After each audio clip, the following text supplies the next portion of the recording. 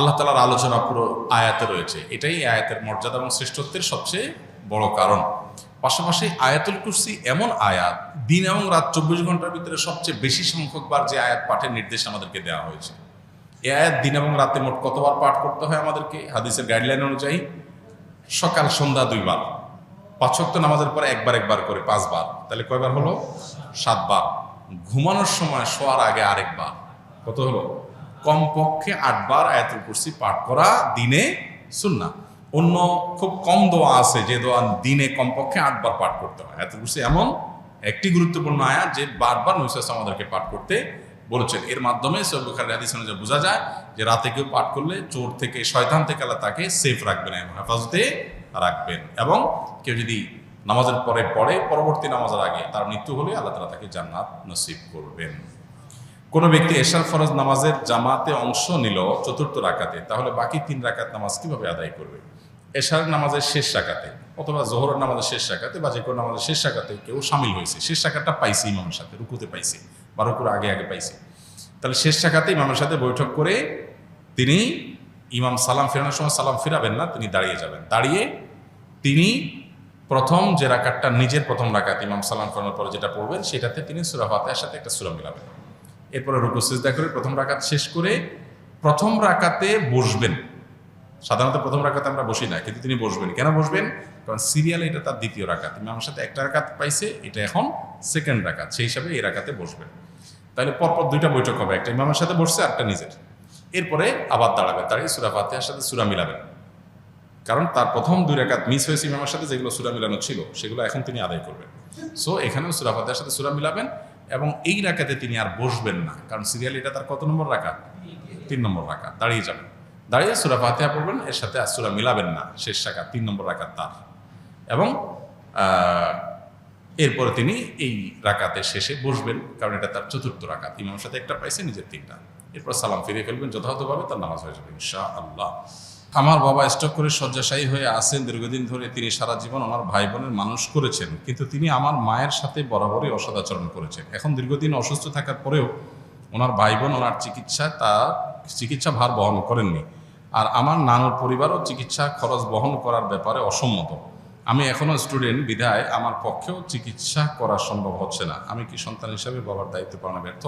আপনার বাবা আপনার মার সাথে খারাপ আচরণ করলেও সন্তান হিসাবে আপনি আপনার বাবার প্রতি আপনার দায়িত্ব আদায়ে ঘাটতি করতে পারবেন না। তিনি অন্যায় করে থাকলে তিনি আল্লাহর কাছে দায়ী থাকবেন, কিন্তু আপনারটা আপনি করতে হবে।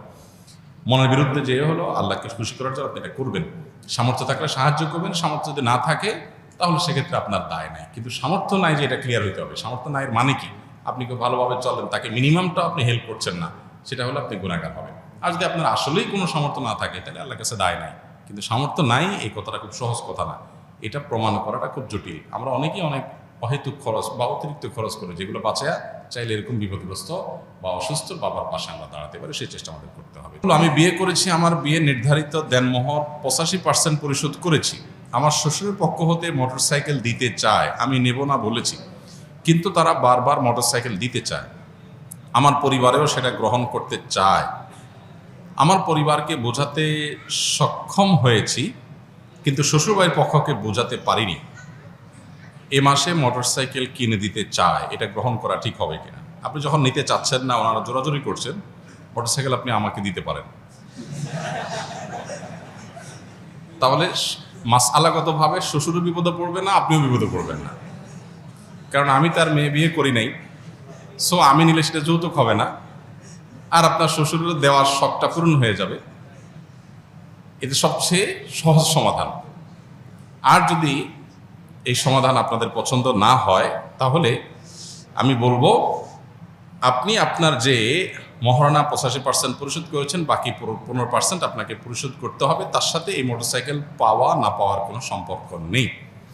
শ্বশুরকে বোঝাতে হবে বিষয়টা, আপনি কেন নিতে চাচ্ছেন না, এই জিনিসটা তাকে বোঝাতে হবে। তাকে বলতে হবে যে আপনি আপনার মেয়েকে বা জামাই হিসাবে ছেলের মতো আমাকে আপনি স্নেহ করে কোনো কিছু দিতে চান, সেটা ইসলাম নিষেধ করে না। হাদিয়া দেওয়া মোটা দাগে নিষেধ না, কিন্তু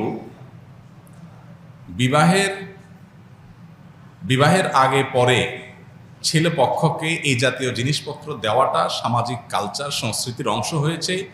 এইটা যদি আপনি দেন, এটা একটা দৃষ্টান্ত। আরেক বাবা তিনি তার কন্যার জামাইকে তার দিতে হবে, মানসিক চাপ তৈরি হবে, কারণ সমাজে যখন সবাই দেয় একটা রেওয়াজে পরিণত হয়। অতএব এটা ভাঙা দরকার। আমরা শ্বশুর জামাই মিলে ডিসিশন নেই, এটাকে আমরা ভাঙার চেষ্টা করি। আপনি আমাকে এমন কিছু দেন যেটা আসলে সমাজে যৌতুক হিসাবে দেয় না। মোটরসাইকেল তো যৌতুকের কমন একটা আইটেম। যৌতুকের কমন আইটেমগুলোর ভিতরে কি? মোটরসাইকেল, ফ্রিজ, টিভি, সোফা, তারপরে এই জাতীয় আরও যেসব বিষয়গুলো আছে এগুলো হলো যৌতুকের একেবারে কমন আইটেম। আপনি ডাইরেক্ট যৌতুকের আইকনিক আইটেম দিলে যৌতুকটা সমাজে আরও প্রতিষ্ঠিত হবে। আপনি যদি আপনার শ্বশুরকে জিনিসটা ভালো করে বোঝাইতে পারেন তাহলে আমার মনে হয় না অসুবিধা হবে। তারপর যদি না বুঝাইতে পারেন তাহলে শ্বশুরকে আপনি বলেন যে ঠিক আছে, আপনিও খুশি থাকেন, আমিও খুশি থাকি, চলেন সাইকেলটা কোনো হুজুরে দিয়ে দিই। সেটা তো দিবে না, জামাইকেই দিবি।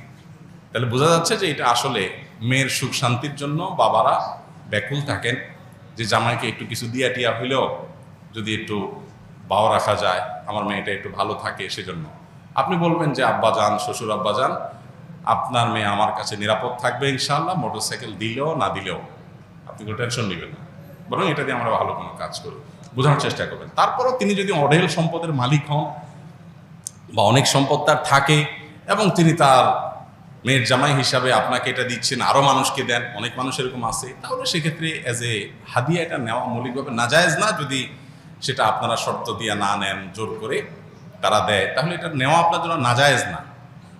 কিন্তু আপনি এই কালচারটা দূর করার চেষ্টা করলে আপনি আল্লাহর কাছে সওয়াব পাবেন, যাতে করে অন্য বাবাদের কাছে এটা একটা দৃষ্টান্ত হয়ে না যায়, তাদের উপরে যেন প্রেশার তৈরি না হয়। যখন সমাজে কয়েকজন দিবে, আশপাশে অন্য মেয়ের বাবাদেরও দিতে হবে, একটা চাপ তৈরি হয়। এই জন্য এই কালচারটা আমাদের দূর করা দরকার। আলহামদুলিল্লাহ এদেশের ওলামা একরাম নানাভাবে এই যৌতুকের অভিশাপের বিরুদ্ধে বিভিন্ন সময় মিম্বর থেকে, মাহফিল থেকে সমাজ সচেতনতামূলক কার্যক্রম হাতে নিয়েছেন, বক্তব্য দিয়েছেন। এর ফলশ্রুতিতে যৌতুক আলহামদুলিল্লাহ জাদুঘরে উঠে গেছে ইতিমধ্যে। যেটুকু আছে সেটুকু আমাদের বিদায় করতে হবে ইনশাআল্লাহ।